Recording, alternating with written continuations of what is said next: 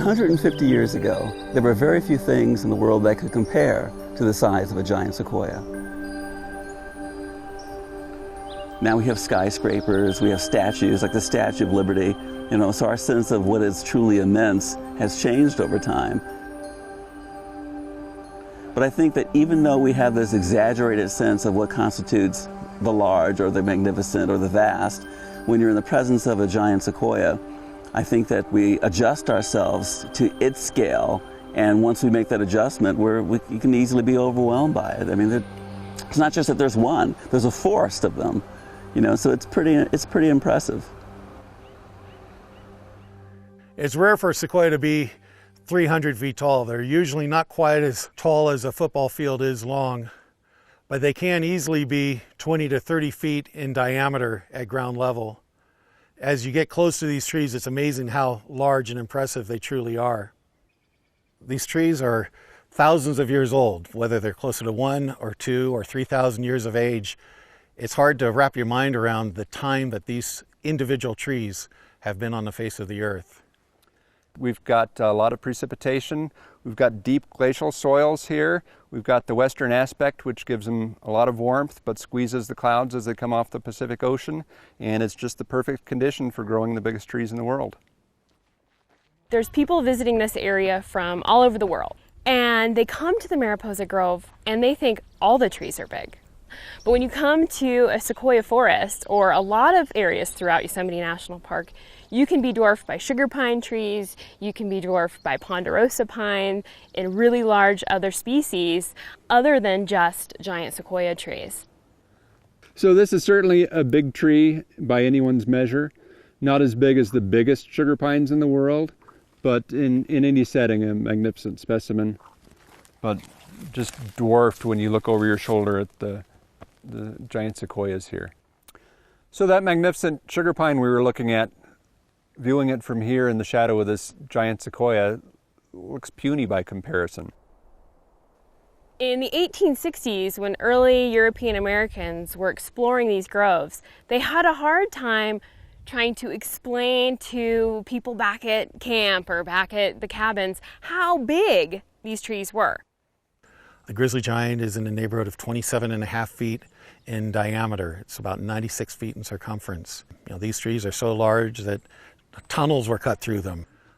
So you'll find a lot of old photographs of early stagecoaches, horse-drawn stages, whole troops of cavalry lined up on fallen trees just to try to showcase their mammoth size.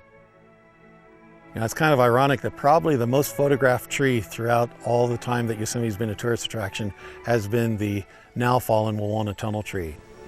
Wawona tunnel tree, the most photographed tree on the globe. It was cut to accommodate the height of a stagecoach. The tree that you can drive through, there were a lot of photographs of that tree. It became part of popular culture.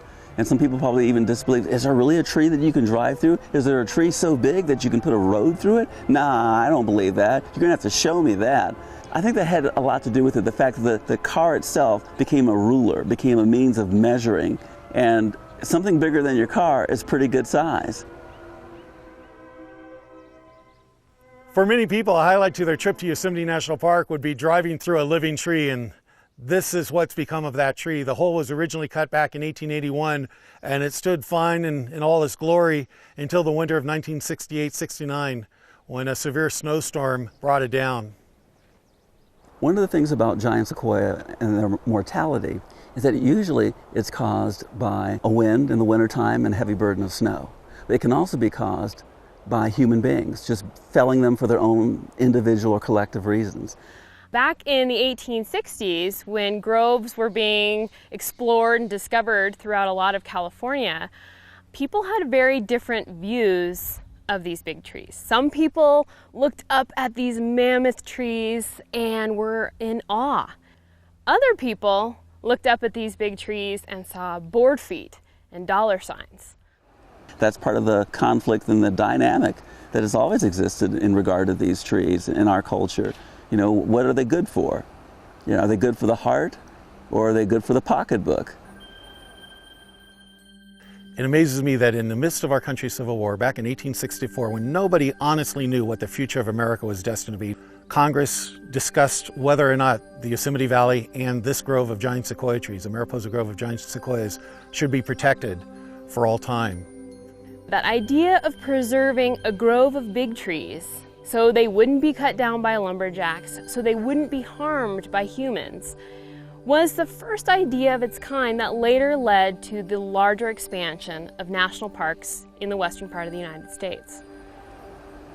The idea of national parks is wrapped up in the roots of these big trees. You can't talk about national parks without talking about trees. You can't talk about being a ranger without talking. I mean, that's a giant sequoia that's right here. It's even in who we are as an agency.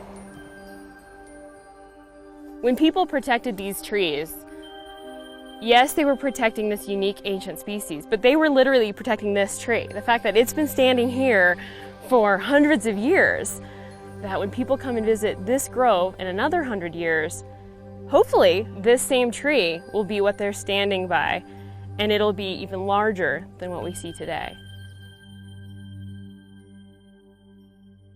Many people describe when they find themselves in a sequoia forest that it's like entering a cathedral, and people begin to automatically talk in hushed tones. And there's just something about being in the presence of giant sequoias that seems to be contagious for many people. Maybe it's good to have something out there that dwarfs us, that's alive, that makes us realize that our concerns and our problems are really petty, are very small, and they're not really as big a problem as we think. I think that's the value of national parks to some degree, and the living extension of that are the giant sequoia, that we can be in their shade and feel that our problems are small.